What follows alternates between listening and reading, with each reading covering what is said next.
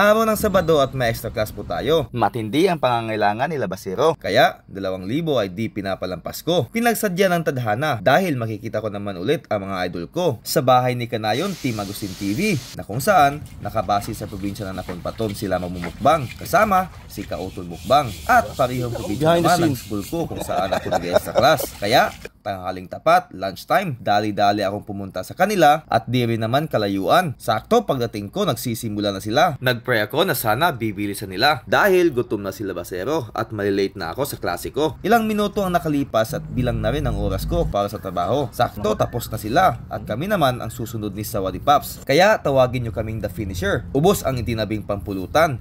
Tinabi sana para mas mapaganda ang kwentuhan. Maraming salamat Kautol at Kanayon sa napakasarap nyong luto. Bats and balls kung tawagin. Tara mga kalabas at samahan nyo akong kumain.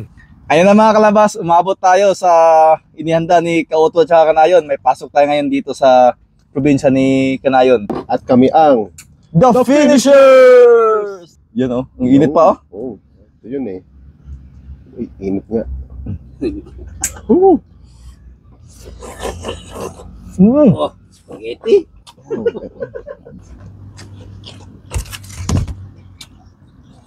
Seryoso to?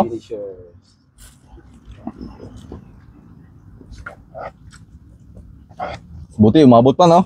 Mamadali ako pagkatapos ng klase, diretso eh. Masarap mga pops, ha? Lambot. Hindi na pala sa bat and balls, ha? Yun. Cheers! Cheers for the finishers.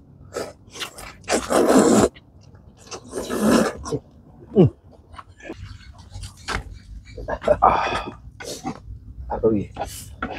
Ayun. Sarap ng pagkaluto nito. Behind the scene. Sila na ito. The Finisher.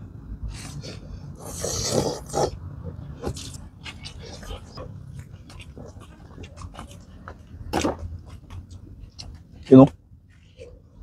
Sarap talagang balls. Mahilig ka din sa balls. Ayun yung isa. Relax na tapos to.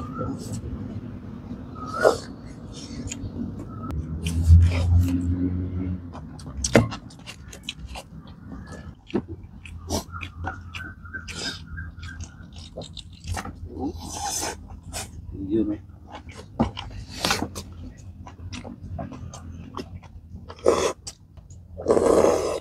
Napakalaking pasasalamat kay Kautol at Kanayon sa mga napakasarap ng luto.